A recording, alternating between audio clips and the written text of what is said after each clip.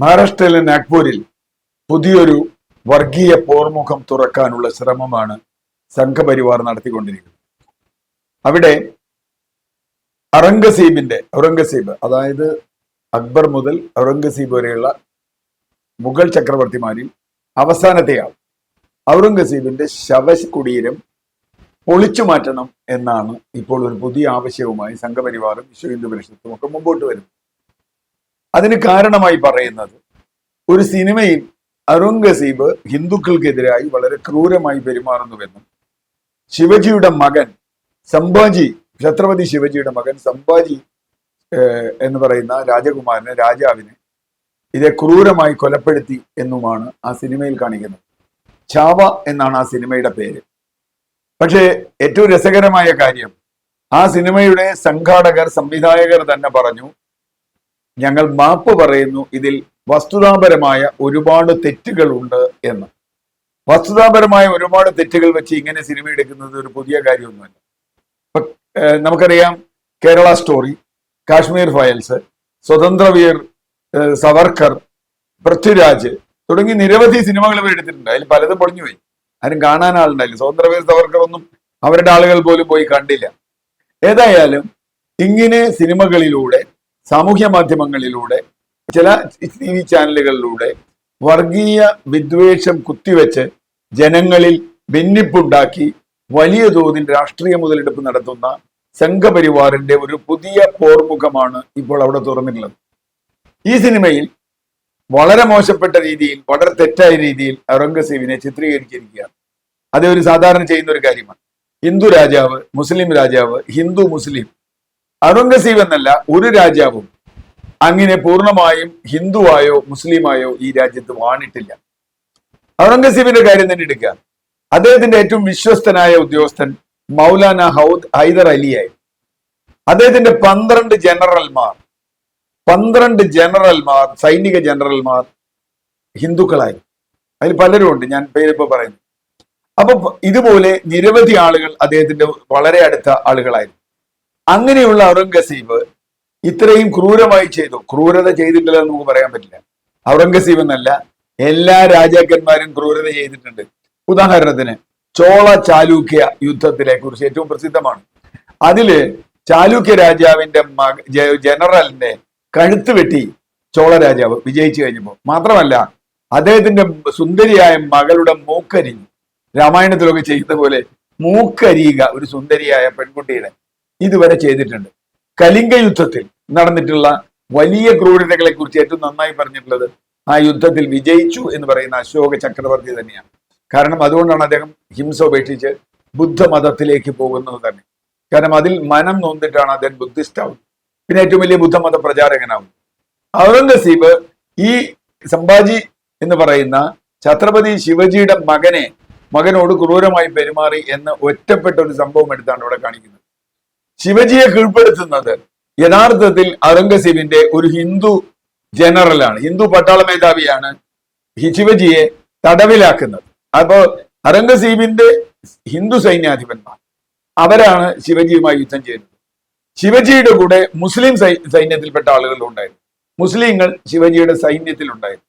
ഞാൻ പറഞ്ഞു വന്നത്, ഇത് ഹിന്ദു മുസ്ലിം എന്ന ഒരു വ്യാഖ്യാനത്തിലേക്ക് അല്ല പോകേണ്ടത് എന്നുള്ളതാണ്.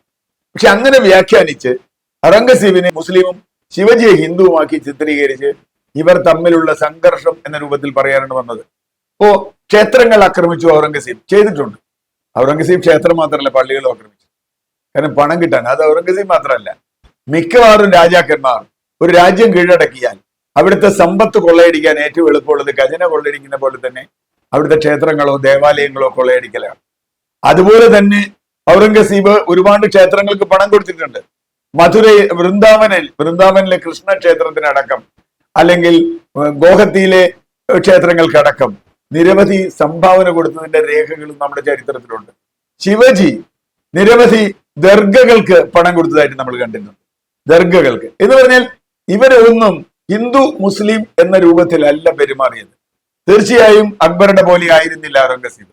അദ്ദേഹം കടുത്ത മതവിശ്വാസിയായിരുന്നു. അദ്ദേഹം ഏർപ്പെടുത്തിയ ജസിയ എന്ന് പറയുന്ന മതനികുതി ഒരുപക്ഷെ അദ്ദേഹത്തെ ഏറ്റവും വർഗീയവാദിയാക്കാൻ, ഔറംഗസീബിനെ ആക്കാൻ കഴിയുന്ന ഒരു സംഗതിയാണ്. പക്ഷെ അവിടെ പോലും അദ്ദേഹം ഇളവ് കൊടുത്തിരുന്ന ആർക്കാണ്? ഹിന്ദു വിഭാഗങ്ങൾ മാത്രമല്ല, മുസ്ലിങ്ങളിലെ നോൺ സുന്നി വിഭാഗങ്ങൾ, സുന്നി അല്ലാത്ത വിഭാഗങ്ങളൊക്കെ കൊടുക്കണം നികുതി എന്ന് മാത്രമല്ല, അതിൽ ബ്രാഹ്മണരെയും വികലാംഗരായ സ്ത്രീകളെയും അദ്ദേഹം ഒഴിവാക്കിയത്. എന്ന് പറഞ്ഞാൽ ഞാൻ പറയാൻ ശ്രമിച്ചത്, ചാവ എന്ന് പറയുന്ന ഒരു സിനിമയിലെ തികച്ചും തെറ്റായ ഒരു ചരിത്ര പരാമർശത്തെ എടുത്തുകൊണ്ട് ഔറംഗസീബിന്റെ ശവകുടീരം പൊളിക്കണം എന്ന് പറയുമ്പോൾ അത് അവിടുത്തെ മുഖ്യമന്ത്രി പോലും ഒരു ഘട്ടത്തിൽ പറഞ്ഞു, ഒരു എംപിയും ഒരു മുൻ എംപിയും കേന്ദ്രമന്ത്രിയും ഒക്കെ പറഞ്ഞു. പക്ഷേ പ്രശ്നം അതല്ല, അത് അങ്ങനെ പൊളിക്കാൻ പറ്റില്ല. കാരണം അത് ആർക്കിയോളജിക്കൽ സർവേ ഓഫ് ഇന്ത്യയുടെ കസ്റ്റഡിയിലുള്ള ഒരു ചരിത്ര സ്ഥാപനമാണ്. അവിടെയാണ് പ്രശ്നം. ചരിത്ര സ്ഥാപനങ്ങൾ പൊളിക്കാൻ ഒരിക്കലും അനുവദിക്കാൻ പറ്റില്ല. കാരണം അതിന് സർക്കാരിന് ഉത്തരവാദിത്തമുണ്ട്. ചരിത്ര സ്മാരകങ്ങൾ തൊടാൻ പാടില്ല, നശിപ്പിക്കാൻ പാടില്ല. നമ്മൾ തന്നെ ഒരു ചരിത്ര സ്മാരകത്തിൽ പോയി ഫോട്ടോ എടുക്കാൻ പാടില്ല എന്ന് പറഞ്ഞത് ഫോട്ടോ എടുക്കുകയോ തൊടാൻ പാടില്ല എന്ന് പറഞ്ഞത് തൊടുകയോ എന്തെങ്കിലും നാശം വരുത്തുകയോ ചെയ്താൽ നമ്മളെ ശിക്ഷിക്കാൻ നമ്മുടെ നിയമം ഈ രാജ്യത്തുണ്ട്.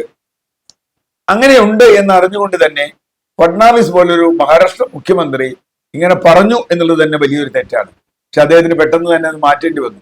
അദ്ദേഹം പറഞ്ഞു അത് നശിപ്പിക്കാൻ പറ്റില്ല, കാരണം അത് നിയമപരമായ ബാധ്യതയാണ് സർക്കാരിന്റെ, ചരിത്ര സ്മാരകങ്ങൾ. അല്ലെങ്കിൽ തന്നെ 3-4 നൂറ്റാണ്ട് മുമ്പ് ജീവിച്ച ഒരാളുടെ ശവകുടീരം ഇപ്പോൾ എന്തോ ഒരു വലിയ തെറ്റായി രാജ്യത്തിന് അപമാനമായി കാണുന്ന ഈ രാഷ്ട്രീയം തന്നെയാണ് അപകടം. പ്രശ്നം മതവിദ്വേഷം പടർത്തി ജനങ്ങളിൽ മുതലെടുപ്പ് നടത്താനുള്ള സംഘപരിവാറിന്റെ ശ്രമങ്ങളാണ്.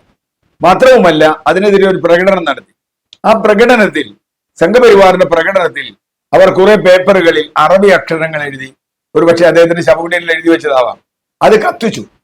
അത് കത്തിച്ചപ്പോൾ മറുവശത്ത് ഇതാ ഖുറാൻ കത്തിച്ചു എന്ന രൂപത്തിലുള്ള മറുപ്രചരണം ഉണ്ടാവുകയും അതുപയോഗിച്ച് അവരെയും ലഹളയിലേക്ക് ഇറക്കി വിടുകയൊക്കെ ചെയ്യുന്ന ഒരു രീതിയുണ്ട്. ഇത് തടഞ്ഞേ പറ്റൂ. കാരണം നമുക്ക് ഇനി ബാബറി മസ്ജിദുകൾ ഉണ്ടായിക്കൂടാ. ഒരു ബാബറി മസ്ജിദിന്റെ ദുരന്തം ഇന്ത്യ ഇതുവരെ അനുഭവിച്ച് തീർന്നിട്ടില്ല. ഇനിയും എത്രയോ കാലം അത് ഉണ്ടാവും. ലോകത്ത് പല രാജ്യങ്ങളിലും ഇങ്ങനെയുള്ള വംശീയ കലാപങ്ങൾ, ആഫ്രിക്കൻ രാജ്യങ്ങളിൽ പലതിലും നമ്മൾ കണ്ടിട്ടുണ്ട്. ഇങ്ങനെയുള്ള വംശീയ കലാപങ്ങൾ ഒരു രാജ്യത്തിന്റെ തന്നെ നാശത്തിലേക്ക് പോകാനുള്ള വഴിവെക്കും. മണിപ്പൂരിലും ഇതുപോലെയുള്ള ചില വംശീയ കലാപങ്ങളാണ് നടക്കുന്നത്. അതുകൊണ്ട് അടിയന്തരമായി കേന്ദ്ര സർക്കാർ തന്നെ ഇടപെടണം.